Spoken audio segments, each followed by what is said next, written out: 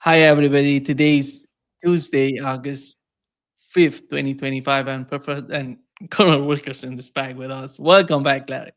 Good to be with you, Nima. And your professor, I want to let people know that you teach as well. You're both Colonel and Professor Wilkerson. Yeah, Welcome. double life. Yeah. Let me start, Larry, with the new escalation between the United States and Russia. Some people may not grasp the importance and the gravity of what's going on between the United States and Russia in terms of the use of nuclear weapon, threatening, intimidating Russia, and putting after in the United States withdrew the nuclear missiles that can be used in fighter jets in 1980s, and the Trump administration has decided to put them back in Europe, and he's talking about nuclear submarines closer to Russia. What does that mean in your opinion? Nima, um, under the PSYOP, as it used to be called, the Strategic Integrated Operations Plan, very esoteric planning for all manner of nuclear deployments, and including all the submarines, both attack and ballistic missile. You don't make comments like this. Trump is an idiot. He has no idea what he's doing. And I suspect neither does Pete Hegseth, because he's not impressed me with his knowledge of things either. And let me tell you just what I mean by that. Not to detract from the public comment from the President of the United States, which grows increasingly idiotic and insane, but the truth of the matter is simply that submarines, ballistic missile and attack, SSBNs and SSNs are always deployed. And they have to be by mandate in their patrol areas. The ballistic missile submarines, because they have to be able to shoot and hit the targets at which their missiles are aimed. So they have to be there.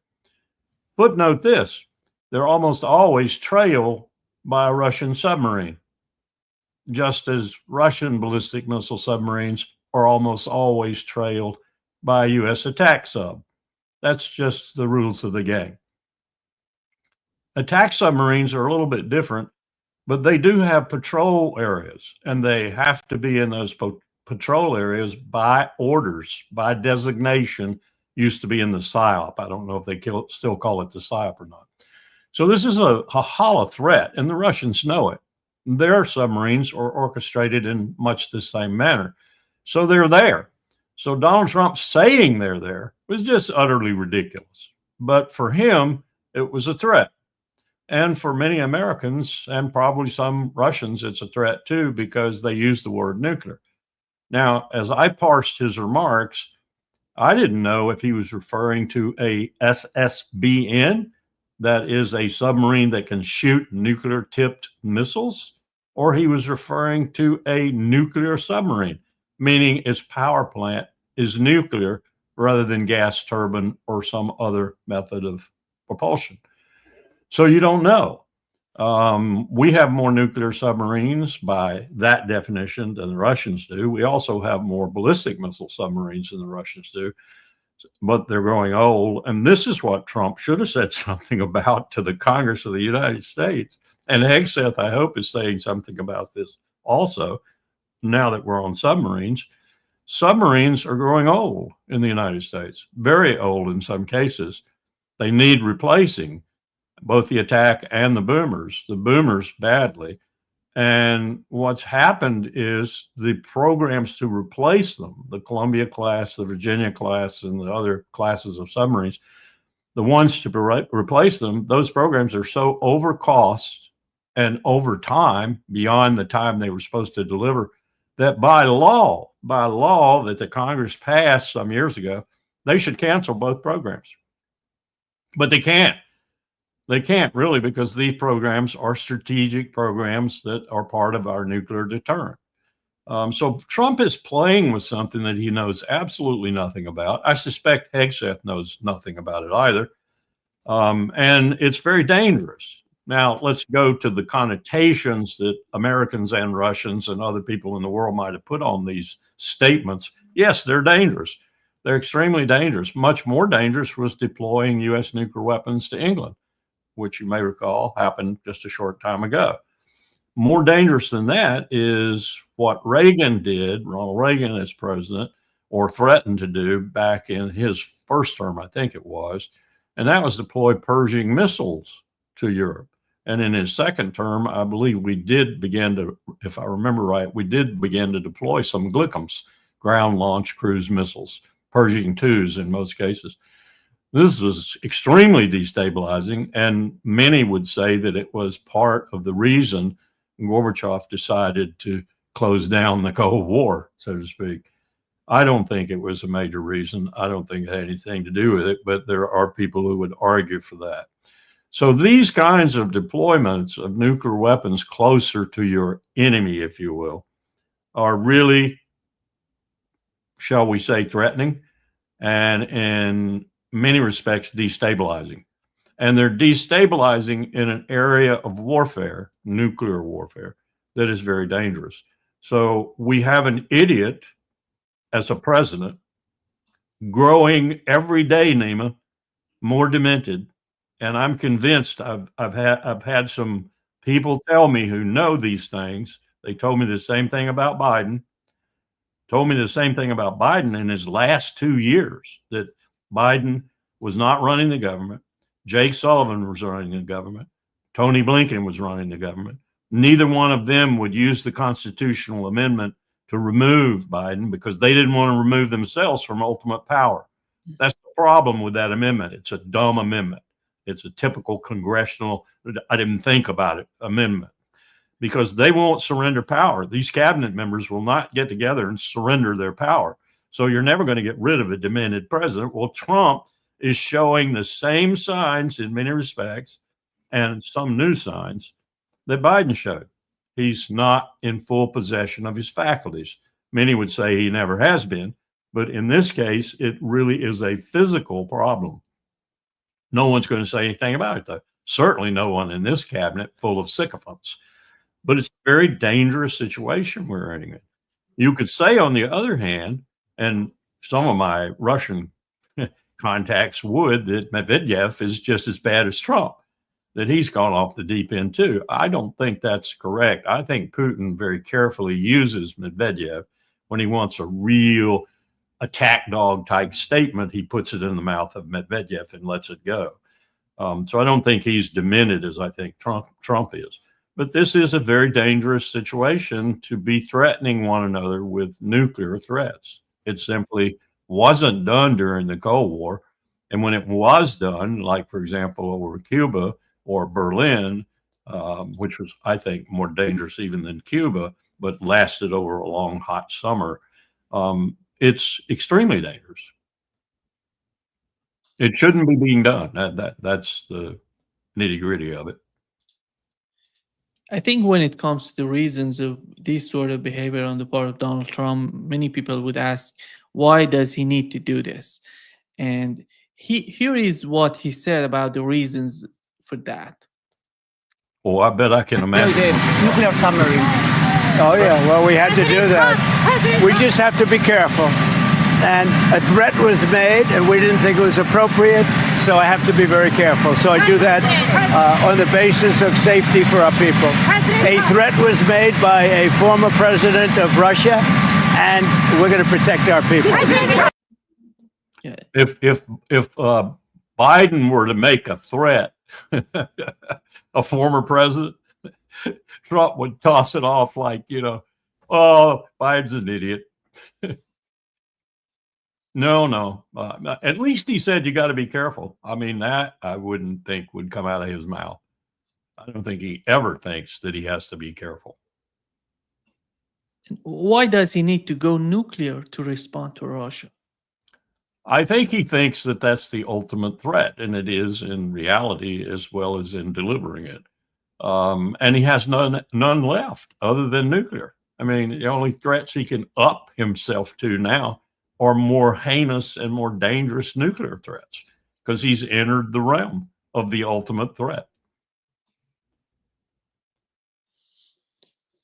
it's somehow, Larry, amazing to me that Europe is in the middle of this mess, and they don't care about what, because when we talk about the threat of having a nuclear war between the two superpowers, Europe is in the vicinity, is right in the neighborhood, In the and middle. in the middle. And I think, and something happened, Europe going to be destroyed. I don't know if the leaders in Europe recognize that Yeah. the Nima, importance. you don't have any Helmut Kohls. You don't have any Francois Mitterrands. You don't have any leaders like that in Europe. Merz, he doesn't. I don't think he even understands the dimensions of the problems he's gotten Germany into. You have, well, let's just go back, and I think it was Kohl. It might have been Merkel, but I think it was Kohl. It was earlier than Merkel, who one day in an off moment essentially said over the telephone, if I looked at the transcript correctly, this was a conversation with H.W. Bush, as I recall. It's our land the missiles are going to land on. And he was right, especially if you were talking about the old scenario where the Russian 10th group, or the attack group that Olgarkov was in command of at the time, a very, very aggressive Soviet commander. If the group of Soviet forces Germany came through the Fulda Gap and we were going to nuke them, which was our plan, we were going to nuke them. The Germans said, that's our land. That's our place. You're going to nuke. And you're right. They're not thinking that way today. They're not thinking that way, which takes me back to Colin Powell's conversation in 1989, when he had listened to Gorbachev in St. Catherine's Palace and listened to Bush and Reagan and others when he was National Security Advisor.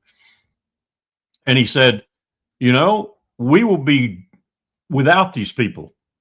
The Mitterrands, the Kohls, the Majors, the Thatchers, we'll be without them. Very shortly, we'll be without them. And there will be no one in Europe whose feet were in World War II. 13-year-old, 12-year-old, whatever, but their feet were in World War II. That is going to change everything. Well, it's changed it for the worse in this respect, because no one over there in leadership position anyway seems to understand what they're talking about and how serious it is, and how we are absolutely treatyless now. We have no restraints. There are no treaties governing nuclear weapons other than START, and Putin has said, I think rather unequivocally, he said, sorry, I'm not going to renew that in February when it goes dead with a deceitful nation like America. So we are going to be totally treatyless then. There will be no treaties, and we'll be in a nuclear arms race that says, China, build all you want. Russia, build all you want. We'll build to match them, and we'll go bang, bang, bang with trillions of dollars wasted, which none of us can afford. And the world growing more dangerous and more subject to destabilization and destruction than ever before, even worse than during the Cold War. I already think, Nima, we are already at a point right now, given the absolute inutility of the Non-Proliferation Treaty, given the aspirant powers we have in the world for nuclear weapon status, given powers like North Korea, Pakistan, and India are two more, I would say, are volatile nuclear powers. We're at a point right now that's more dangerous than any time since we invented nuclear weapons.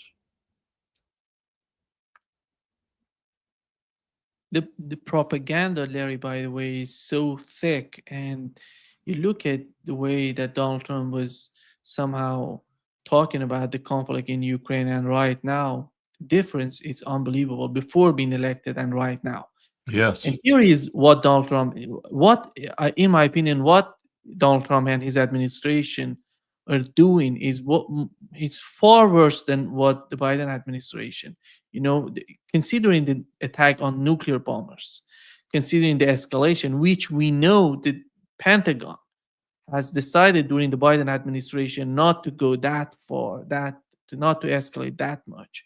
But it seems all those red lines are just have been crossed by the new administration, the Trump administration, and he's somehow, he's making this sort of propaganda. Here is what he said about the casualties on the part of.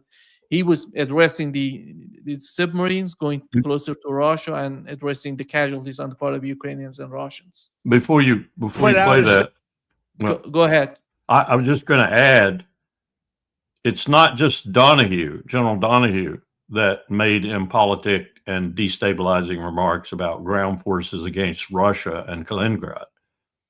I'm hearing from the Pentagon, from very reputable sources, that the planning going on right now, a la General Donahue and others like him, is really, really dangerous, because they are actually contemplating entering the war in Ukraine.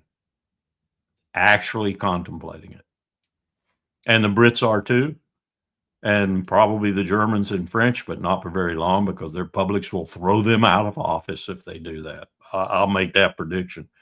But we are making it even worse than you're hinting at, Neiman. At least that's what I'm hearing. Yeah. Let me just. They put out a statement, and the answer is they are in the region, where they have to be. Did you say what Steve Witkoff's message will be to the Russians? Is there anything they can do to avoid sanctions at this point? Yeah, get a deal where people stop getting killed. They had a number that just came out that a tremendous number of Russian soldiers are being killed. And likewise, Ukraine, a lower number, but still thousands and thousands of people. And now we're adding towns where they're being hit by missiles. So it's a lot of people being killed in that ridiculous war. And, we stopped a lot of countries from war, India and Pakistan. We stopped a lot of countries. And we're going to get that one stopped too. Somehow we're going to get that one stopped. That's a really horrible. Look, just listen to the lies. We didn't stop India and Pakistan.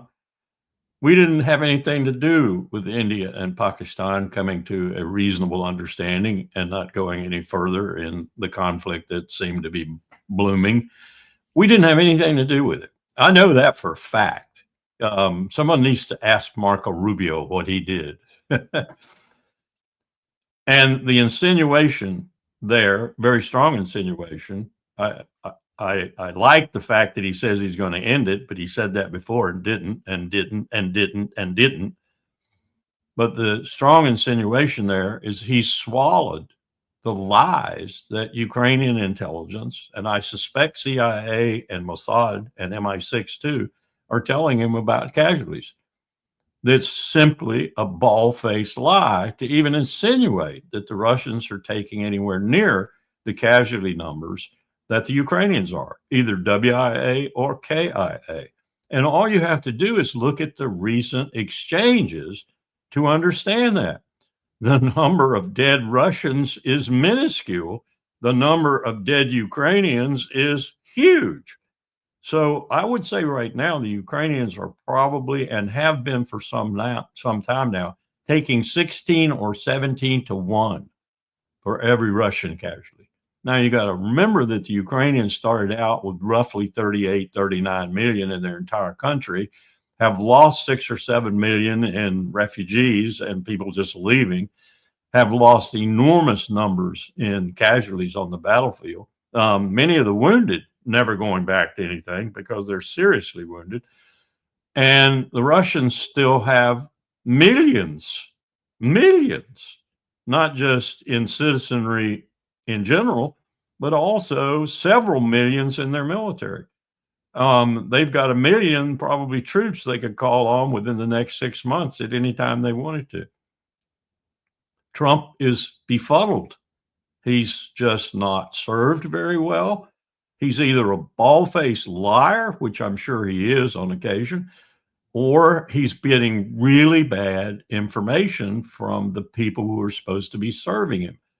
And if you just watch Pete Hegseth when he's around Trump, and you see the way he sucks up to Trump, and the way every word that comes from his mouth he's looking over his shoulder to make sure his boss really liked it, and gets increasingly untrue as his boss does like it, then you got to ask yourself about the Secretary of Defense too. We know he's not a good manager. We know he's not a very knowledgeable man, certainly not in national security affairs. And we know he's a sycophant because he proves it every time he goes on to say anything, whether it's in the Congress or it's in front of his president or it's at a cabinet meeting or whatever. So what kind of advice is Trump getting? Now, here's what I hear that gives me faint hope. I'm hearing that the new chairman of the Joint Chiefs of Staff, General Kane, not so new now, is really a brake on this, and that as best he can, he's trying to keep Hegseth from acting the fool. And he's also trying to make sure the information gets through to the president that's genuine and actionable intelligence, if you will. That's hard. That's tough because you've got the Secretary of Defense between you and the president by law and rule. But the new chairman empowerment under the Goldwater-Nichols Act gives the chairman the right to tell the secretary he's going to see the president or communicate with the president. And the secretary has no right to tell him not to. He can say, no, you're not going. And some might. Hegseth might be one who would. But I think Kane would probably persist because the law's on his side. The latest amendment to the National Security Act, the so-called Goldwater-Nichols Act, and the ones that followed that, they give the chairman real power. So I'm hoping, I'm assuming, and I'm hearing that Kane is going around Hegseth or through him to the president and trying to get to Trump and tell him when he's making grievous errors. Now, if you know anything about Trump's personality, and I know you do just from watching him on television, that might not do any good because Trump might just turn to Hegseth and say, what do you think? And Petey's going to say what he thinks, which is uninformed, stupid, and sycophantic. So we're in trouble. The empire is in far greater trouble under Donald Trump than I ever thought it would be at this particular stage in its deterioration. I mean, it's been deteriorating ever since the end of the Cold War, but it's rapidly deteriorating now, domestically and internationally. What's dangerous, in my opinion, is the way that they're trying to build the rhetoric, these sort of lies. And because if you remember, before Israel attacking Iran, they were talking about, Netanyahu was talking about the Iran has been destroyed and the house of cards. Just go there and just put an end to the regime change, put an end to the Islamic Republic of Iran. And which wasn't the case. But when it comes to Russia, it's unbelievable, the ignorance. He said that he said tremendous numbers, but he put it in a post and a social truth or on X. He said that Russia has lost 112,000 soldiers since January this year, and Ukrainians lost 8,000. You know, preposterous. Yeah, absolutely preposterous. But someone's given him that information. I don't believe he's making this up from whole cloth. He's a liar. He's a serial liar. There's no question. But I don't think he's making this up out of his serial lying capacity. I think he's getting that information. And I think he's getting it from CIA, MI6, and Mossad through Hegseth and others. I can't believe that Kane would go along with that the chairman of the Joint Chiefs of Staff isn't going to step in and say, Mr. President, you got to quit talking about these casualty figures because you're lying. You're not intentionally lying. That's the way I'd put it. But you're lying because you've got bad data. You've got bad information.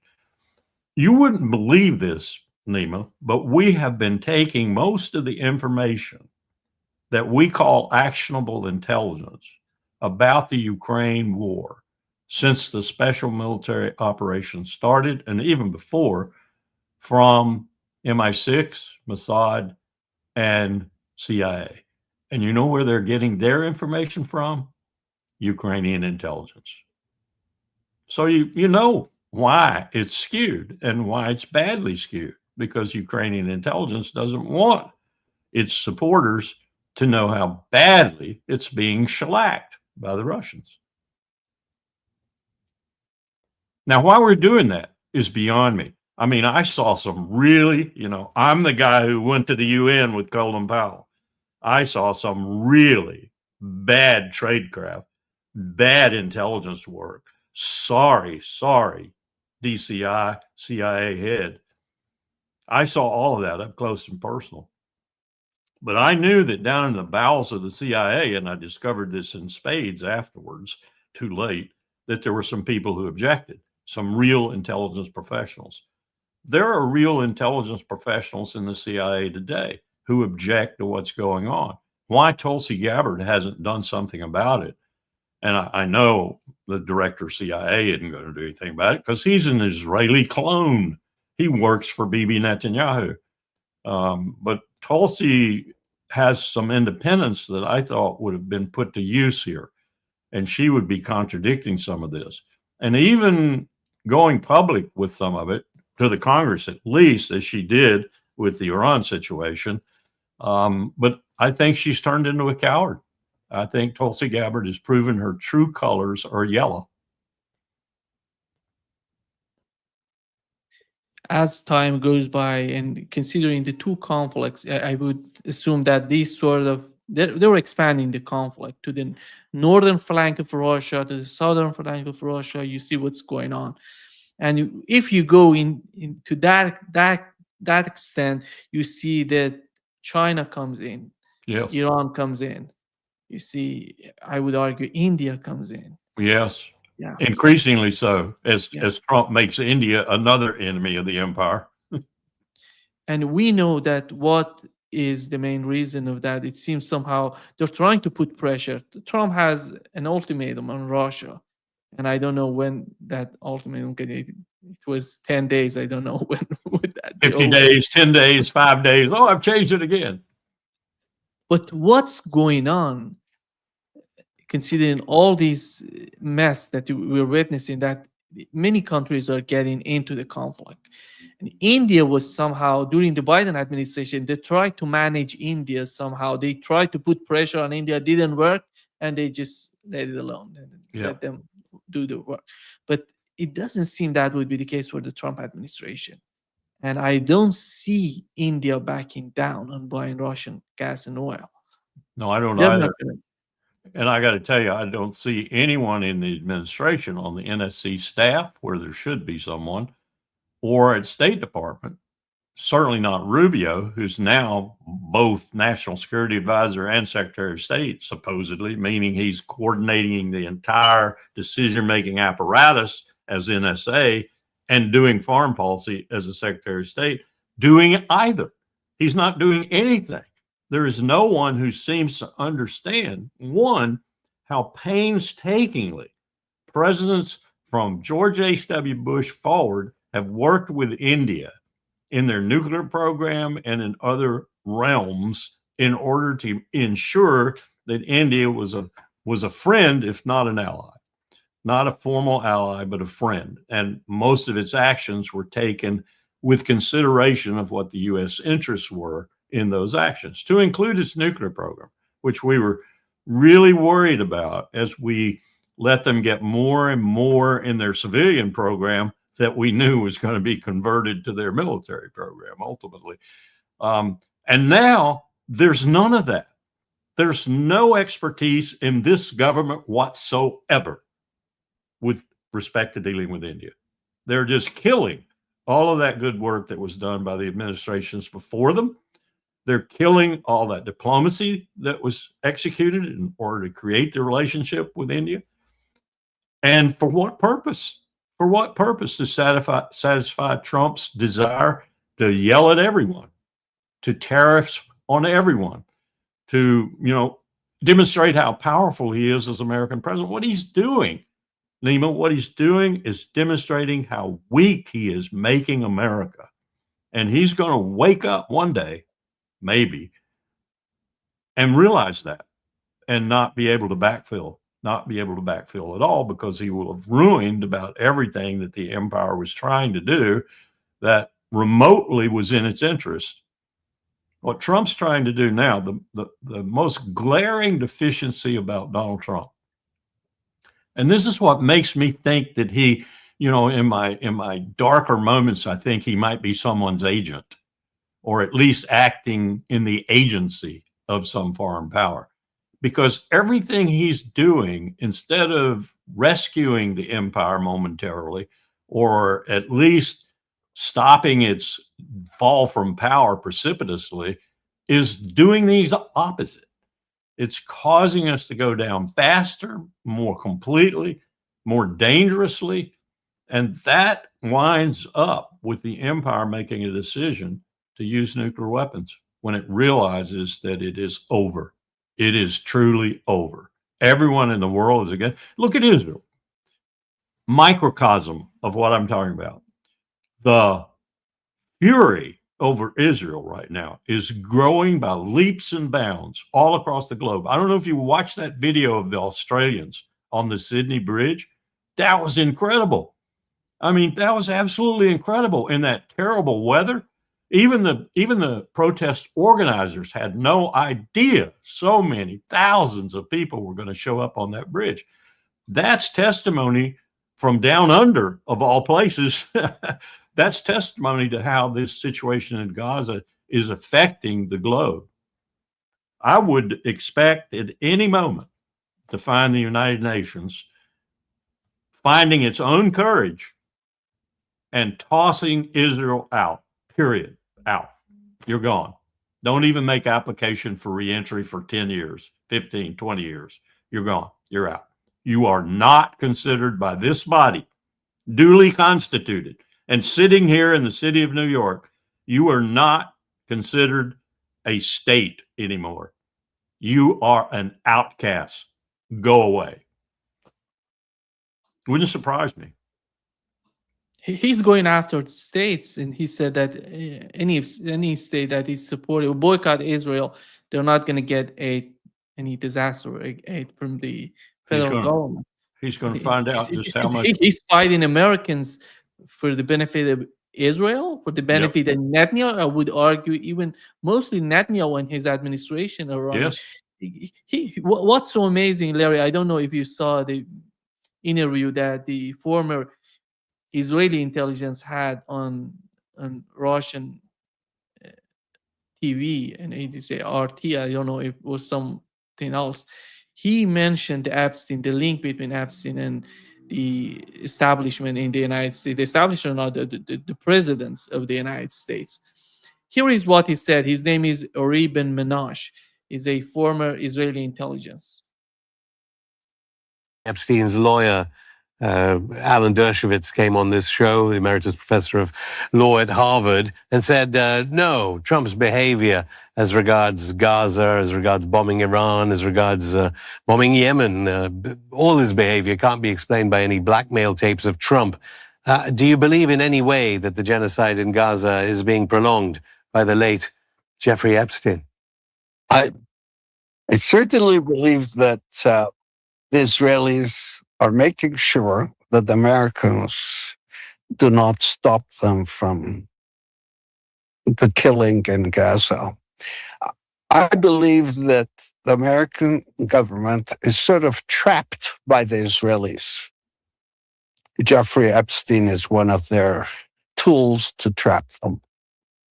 And what do you think of Dershowitz's denial? Hold on a second. I want to give you an example. Bill Clinton, President Bill Clinton, Ehud Barak met Arafat in the 90s, and there was no deal. The reason was Epstein. They were being blackmailed by Epstein. Ehud Barak was also a friend of Epstein. The prime minister of Israel at the time, but he was being blackmailed by the Israeli right wing as well. And they stopped an agreement with Arafat. They were about to reach an agreement there for a two-state solution, but that was stopped because of Epstein. They were both being blackmailed by Epstein. He's talking about blackmailing not only the presidents of the United States, but also those people in Israel who don't agree with their line of argument. Nima, I've had occasion to do a number of case studies at both George Washington University and at William & Mary on those very talks.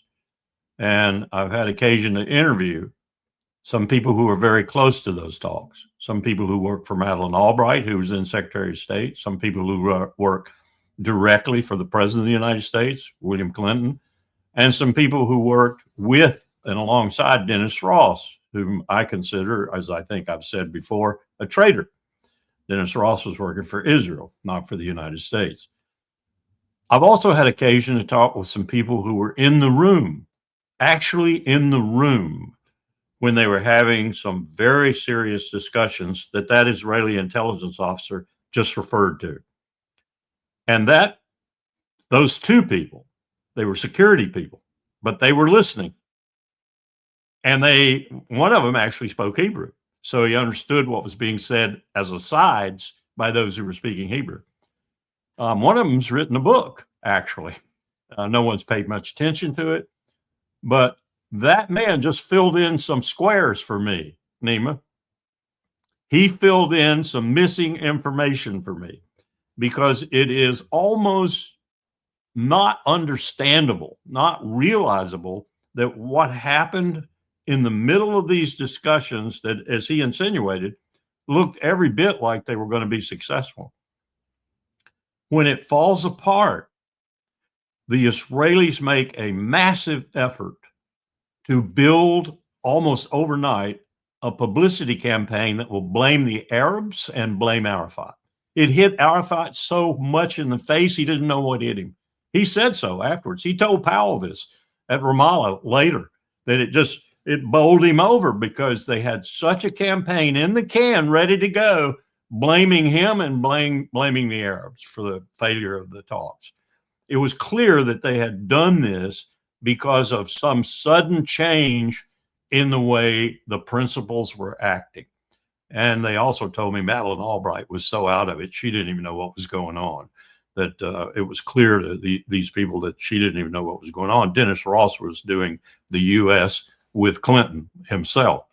So that adds ammunition, because I've always had a difficult time understanding precisely why this happened so fast. Why there was a volte-face, a change of face, a change of agenda almost instantly, and why the Israelis were prepped to blame it all on the Arabs and Arafat when it should have taken at least a day or two to get that kind of campaign together. They had it in the can ready to go. So my only sound presumption is that they never wanted it to succeed. I think that goes for Dennis Ross too. But then you've got to ask yourself the question, if they got to the point where they got to, and success was staring them in the face, what was the final cause that shifted everything almost on a dime? That makes a lot of sense. I can't prove it, but that guy sounded like he probably could. And that fills in my appreciation of why those very successful talks, prompted, by the way, originally by H.W. Bush at the close of the first Iraq War, when he felt he had real power over the Israelis, developed during that war by him personally, telling them, you will not get in this war. You understand me? Read my lips. You will not be a part of this war. If Saddam Hussein shoots Scud missiles at you, which he did, you will not respond. You understand? And he sent people over there to watch them during the whole time. That's the reason they threw their weight through AIPAC behind Bill Clinton and got him elected instead of George Bush.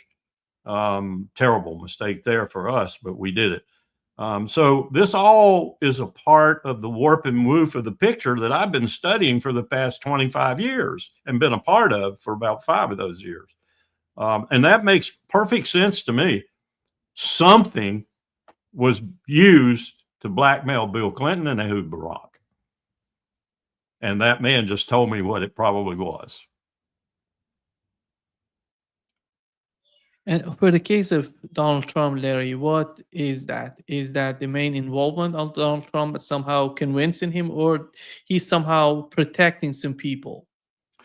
I think a little bit of both. I wish I knew more about it. I've watched as many of the meaningful podcasts. I think I've even watched Jon Stewart and Stephen Colbert because they're hammering it home too. I mean, it's satirical and it's humorous, but they're hammering home some facts too. I just saw one of the videos that Colbert used. I mean, these young girls are all around Trump, all around Epstein. They're there chatting about how pretty they are and how nice they are. And you look at some of them. I mean, some of them are the Oakland Raiders cheerleaders, I think, but others of them in the room are clearly not 21, not even 18. And Trump is there ogling them all. I mean, this is all happening in so many different segments of our society.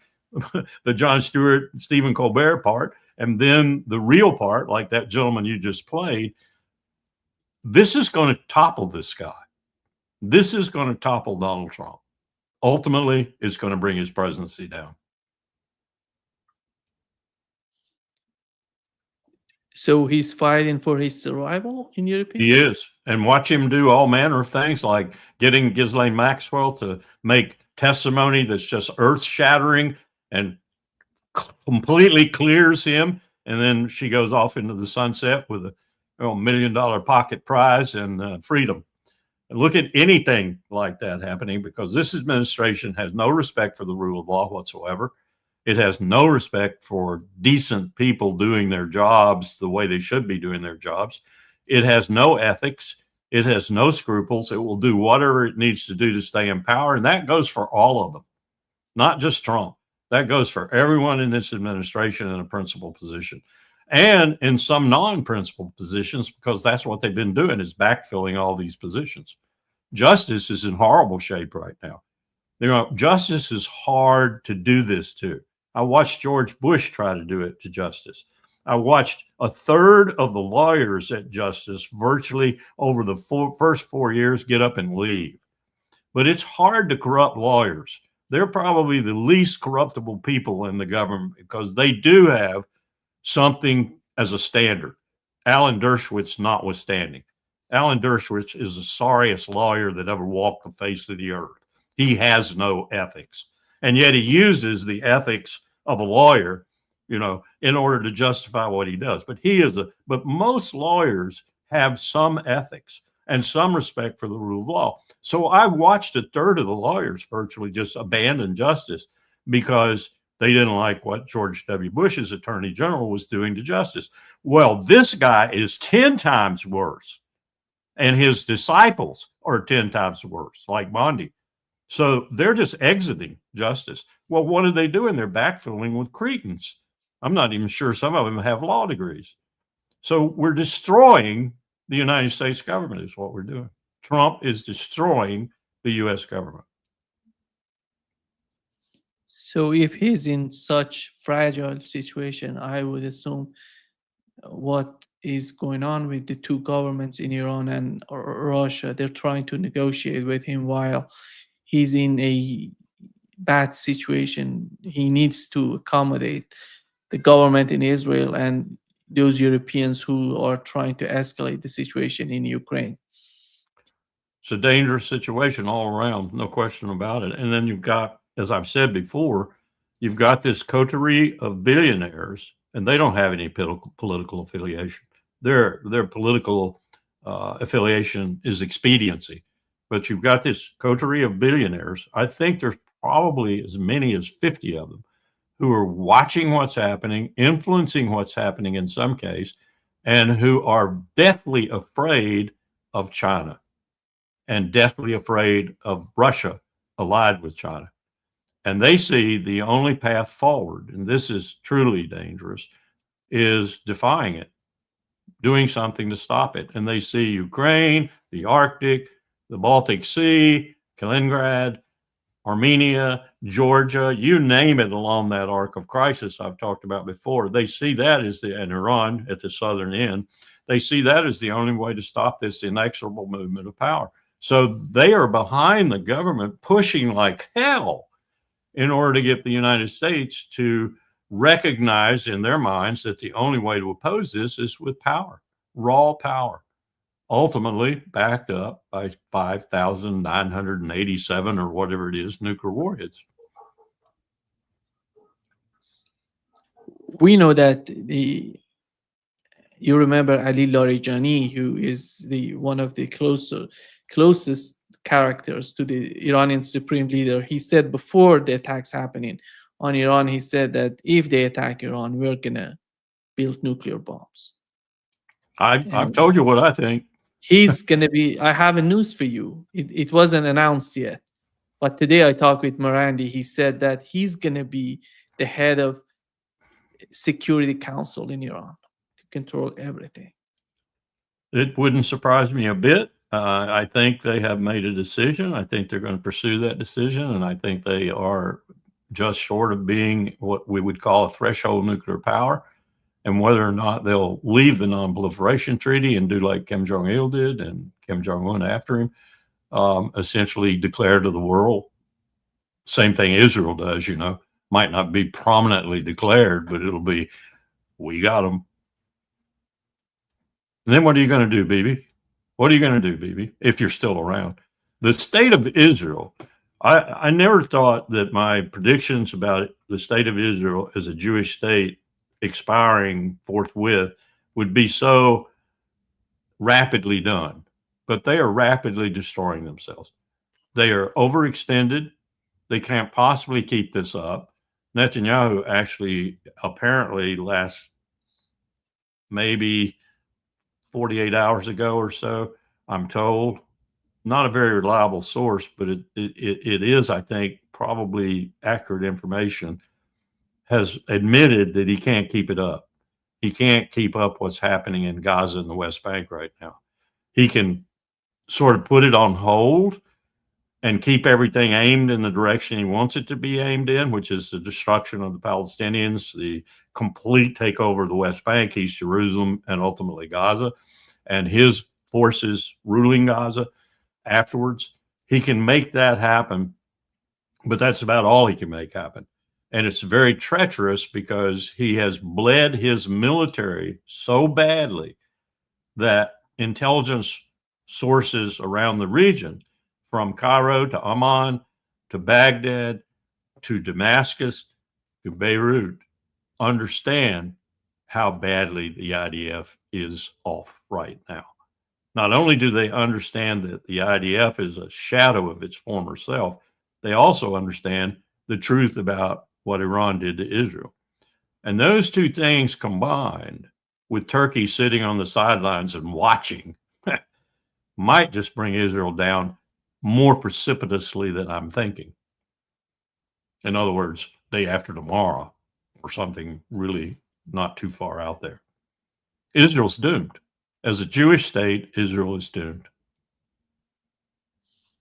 We know that Steve Witkoff, he tried to contact Iranians to talk with them. And he's again trying to talk with Russians as well. But in the eyes of you talk with Russians, you talk with Iranians, there is no room for diplomacy. They don't see any sort of room that Donald Trump could offer to them. We don't know how to do diplomacy, Neiman. We've lost the art. We've lost the skill. We just don't know how to do it. We don't have any inclination to do it. No empathy and sympathy, which is absolutely a prerequisite for good diplomacy. We just don't have the skills anymore. And Marco Rubio has been a farce. He's been a farce. I've watched him in particular because I have this sort of, appreciation for state. I was there for 4 years. And he has not done much at all in either of his capacities. In fact, I'm not even sure Trump treats him as national security advisor. I can't see any sign. The primary reason for a national security advisor, Nima, is to look over the interagency group, what we used to call the cabinet, which is really not a tool of use much anymore, except for press conferences. It looks over the entire apparatus of the U.S. government, especially those that are involved in, that's almost all of them now, in national security. Think about it: Treasury, It's involved in national security. Hell, we made him a member of the NSC. Energy. That's a member of the NSC too, usually for any president, because it's very critical, and energy has the nuclear weapons. All the infrastructure of the United States government is supposed to be coordinated by who? The National Security Advisor. Marco Rubio is not coordinating his toenails. So who is coordinating the U.S. government? No one. Donald Trump tweets it every now and then. Donald Trump mandates that this or that happen every now and then. Donald Trump turns to the Treasury chief and says, tariffs on this country. Turns to the Fed and says, you're fired, and nothing happens. But no one is coordinating the complex, everyday security interests of the United States in the National Security Council process. No one.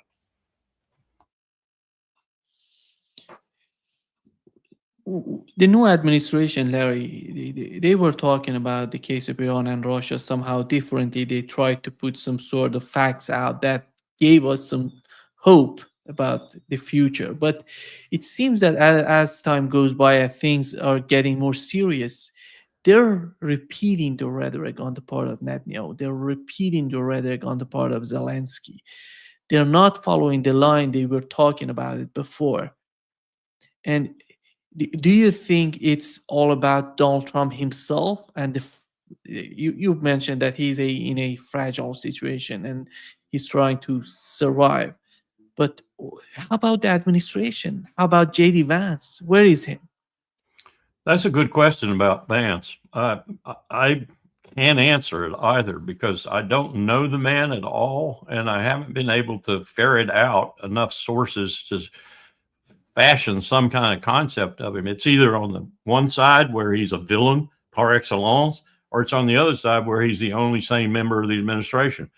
I don't find anyone who's in between somewhere. They're either he's terrible or he's the only sane member. So I don't know. I don't understand. And if it's a basically fundamentally the same kind of vice president we've had for 200 plus years, he's eviscerated. He doesn't have any power. Not really. Dick Cheney was the first person in American history to energize and make very, very powerful for at least 4 years the vice presidency. And he did that by a unique interpretation of the Constitution and a unique combination of bureaucratic entrepreneurial powers in his own self, because he'd been in so many places, including a 34-year-old White House chief of staff. This was a genius at bureaucratic entrepreneurship. No vice president has ever been powerful before. Not even Al Gore, whom Clinton tried to make think was powerful, but he wasn't. Go back and look at some of the things that were done. You understand Al Gore had no power at all. So is J.D. Vance in that mold? I think so. I think he has zero power to do anything. So if he's the one thing, the character that is sane and sound, his sanity and his soundness is not being employed. If he's the crazy guy, he's joining in. So it's no good either way.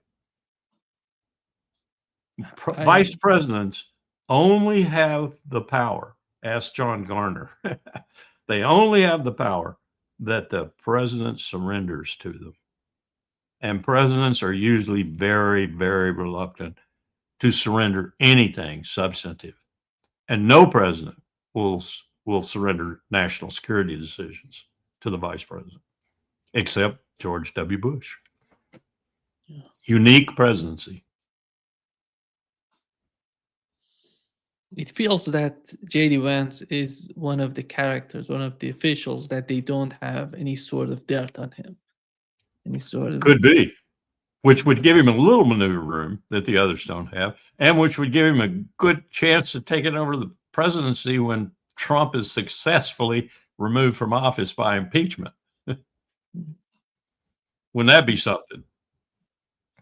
I don't think he will go down, though. I don't think he will go down that way. I think he'll try to take over.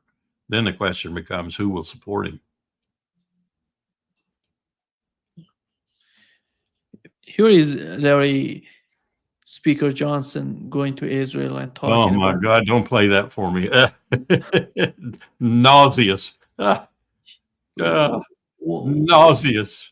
So you've heard what he said. Oh yeah, nauseous. I mean, it's bad What's as going on in the mind of these people, Larry? How can they somehow they kill Christians there? wearing his little cap too. Ben Gavir on top of the mount, violating every known rule that they've developed painstakingly over the last 30 years. And this is absolutely insane. It's insane. And it's insane, particularly, these people are all crucifying themselves in terms of their political careers, Mike Johnson included. They're crucifying themselves because the weight that's going to swing against them eventually, it takes time for that pendulum to gather steam and come roaring at your face, Mr. Speaker, but it's going to. And riding that pendulum is going to be about 200 million Americans angry as hell at what you've done to them. Turkey is trying to, Larry, is trying to send actually Azerbaijan is sending gas and oil to Syria via Turkey, and the Turkish government is helping the whole thing.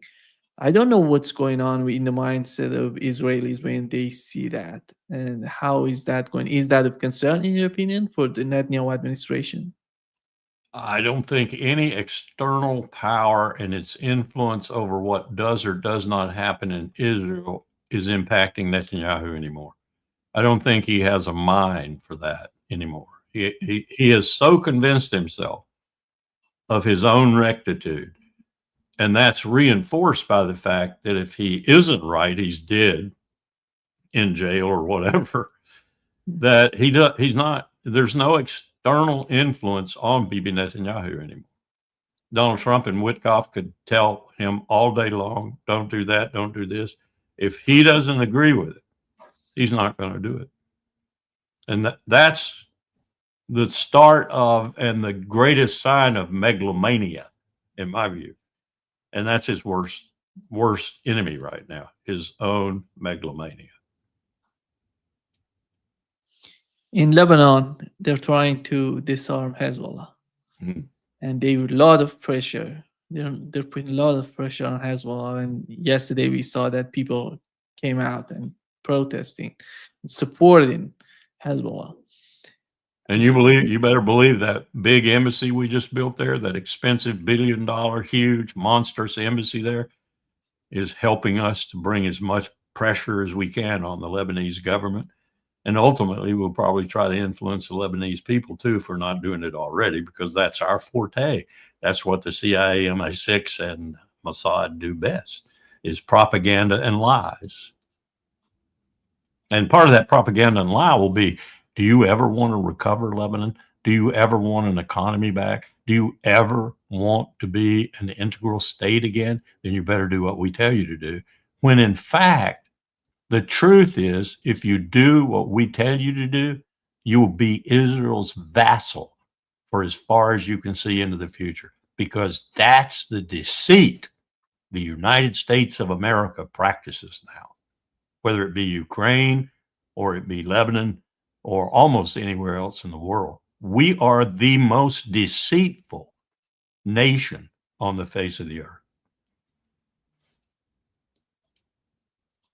If we assume, Larry, let's put it this way, is there any country in the Middle East, despite, and if you put Iran aside, to go against Israel? Is there any sort of force? And we know that in Lebanon, Hezbollah is trying to fight back.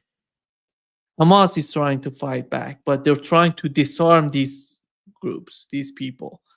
So why in the world the government in Lebanon would think that disarming Hezbollah would benefit Lebanon in a long run? And who's going to guarantee that for them? Well, the shadow hovering behind everything is the empire. That's what stops anyone from doing anything that might otherwise seem sane, sober, and needed, like taking down Israel. Because there's no question in my mind if Egypt, Iraq, Jordan, Lebanon, and Syria, even Syria in its current status where it's been, robbed of its munitions, if you will, by Israeli airstrikes, if they all acted in concert, which I know is a big question always with Arab armies. It seems to be a question that Lawrence had, T.E. Lawrence had, even when he was trying to get them to fight in his war.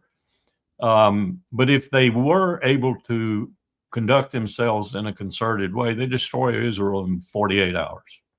48 hours. And throw Iran into that, prepping the battlefield, so to speak. In other words, everything Iran's got thrown at Israel before the ground attack took place, Israel be gone. Might be gone just in the onslaught from Iran, but it'd certainly be gone when armored columns poured in from all these other countries. And Erdogan, that son of a bitch, would probably jump in at the last minute because he'd want to be in for the kill. If you can't have the U.S. and Israel and the combination that's so profitable for you, well, just, discard the whole thing at one time, because the world is changing on you, Erdogan. It's changing as you watch. If that were to happen, you still got the United States to deal with. I don't know what we do, Neiman. I don't. I really don't. With this administration, I have no idea what we would do. Would we put Donovan on the ground, move him and his 100,000 troops out of Europe, parachute them into Israel, and say, okay, we're here now, so everybody go away?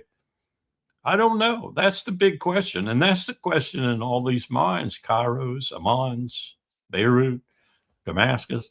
What will the empire do? Because we still have enough residual power to make their lives, should they take really decisive action against Israel, very hard. We still have that kind of residual power, particularly in that region where we have more troops than we have anywhere else in the world. People say, well, no, we got all these troops in Europe. I said, no, you haven't counted the heads. Now, they aren't combat troops for the most part. They're support troops, service support troops, combat service support, combat support troops. But there are lots of them there, and there's just enormous firepower at Al Udeid and at other airfields in Saudi Arabia. That's the real fly in the ointment, if you will, for everyone in the region, is the empire. Even badly led, as we are right now, and maybe even more so because we're badly led, as we saw with what happened to Iran. I still have trouble buying the fact that we helped Israel pull a Yamamoto-type attack on Iran. I'm sure that the lusty people like Pete Hegseth would say they're subhuman, just like Netanyahu says about the Palestinians. They're subhuman, so it's not like we were not subhuman at Pearl Harbor. We were the #1 country in the world at Pearl Harbor, and they attacked us out of the night. They attacked us, killed 2,400 people, bombed our ships and everything. Surprise attack. Well, you did the same thing to Iran. Well, Iran's the greatest state sponsor of terrorism in the world. When the greatest state sponsor of terrorism in the world is Saudi Arabia, and second, Israel. With the operations on the West Bank and in Gaza right now, Israel is the greatest sponsor of terrorism in the world. Terrorism is using force against civilians. That's what terrorism is in a nutshell.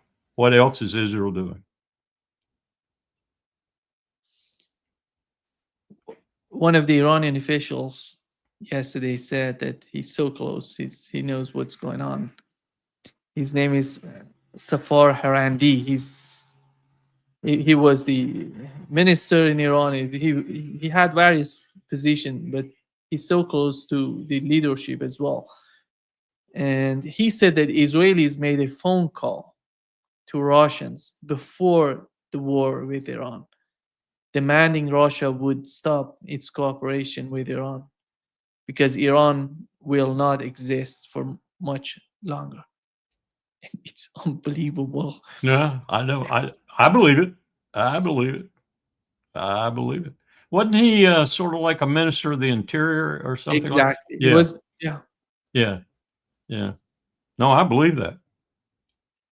That's the braggadocio and the arrogance of the Israeli government. They thought that they would change everything by that. It's unbelievable.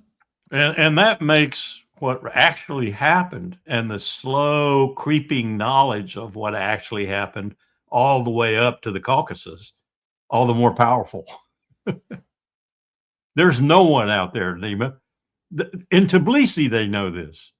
They know that Israel got its ass handed to it by Iran and that Iran has the potential to complete the job.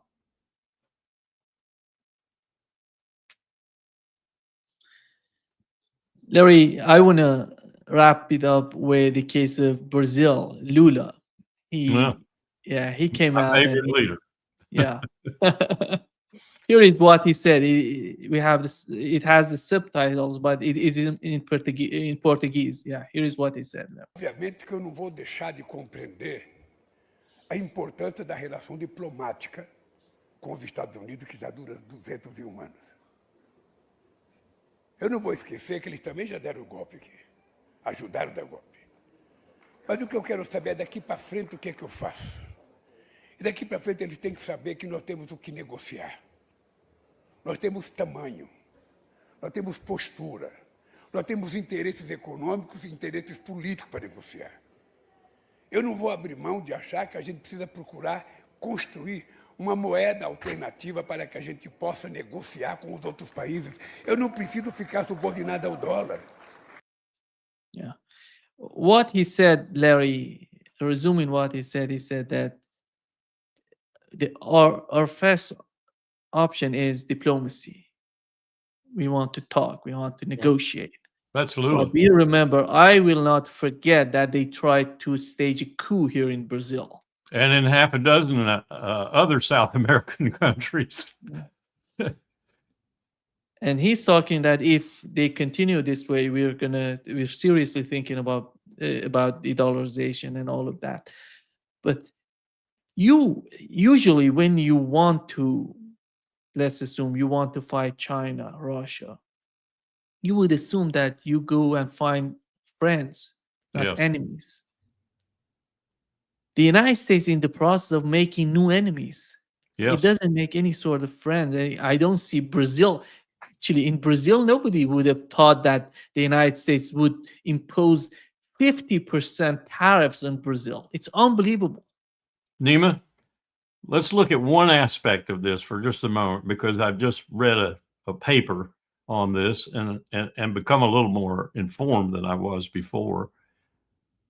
If you look at what is supposedly happening with BRICS and others, and I don't know, I'd love to talk to Lula about this. Reserve currency status, transactional currency status, is not something new. It goes all the way back at least to the Western Roman Empire. And it comes forward to the modern age, if you will, with the Dutch and the guilder. That was a de facto reserve currency, so to speak. And then big time with the pound sterling, with the British Empire. In other words, Nima, there have been countries before us who had the reserve transactional currency in much of the world, if not the world, like the British. They're gone. They're gone. And many economists and historians who have an economic background will tell you that one of the reasons was because they had the reserve currency. It is an imperial destroying situation. There is not an empire that ever practiced a reserve currency position that didn't disappear. And there's a lot of reasons for that. And some of them are predominantly economic. You destroy yourself. You destroy yourself with inflation. You destroy yourself with defeating that which made you the person or the state that could do that, manufacturing in our case. And then you erode slowly. Xi Jinping knows that. That's why he does not want to have a reserve currency for the yuan. Last thing he wants is that. We need some kind of situation that's globally satisfactory and has no hegemon behind it. and no currency behind it of note. We're destroying ourselves. We're destroying ourselves by being, in a certain sense, not just badly led, but being the state that has the reserve currency in the world. And it's going to happen. And Lula doesn't need to worry about it because it's going to happen. What they need to worry about is finding a way to trade commodities, if you will, like oil, like gas, like methane, like food, and so forth, in their own currencies. And a system that will allow that to happen and balance out the differences, if you will. That's what's happening. That's already happening. On the Amur River, between Russia and China now, there's more commerce going on than you can shake a stick at, probably more than's going on in any U.S. state. And it's all being done in commodity exchange or in currencies of note, of the Chinese currency or the Russian currency. And building banks for that is fairly simple. You don't even need a concrete structure or anything. You can do it in computers now. So this is all to say that we're hurting, Nima. We're hurting badly. And as you said, to get to your point, we need friends, not enemies. We need friends desperately to help us work through this period that all empires have gone through and been the worse for it when they got through. You know, one of the reasons Eisenhower could turn to the Prime Minister of England in 1956 and get your damn troops out of Suez? Because he threatened to run on the pound in the IMF.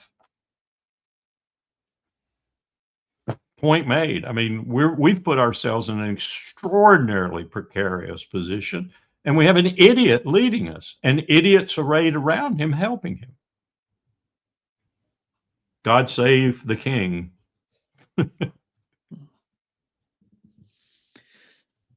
Thank you so much, Larry, for being with us today. Sorry to get so particular at the end there, but it's just, who can save us now?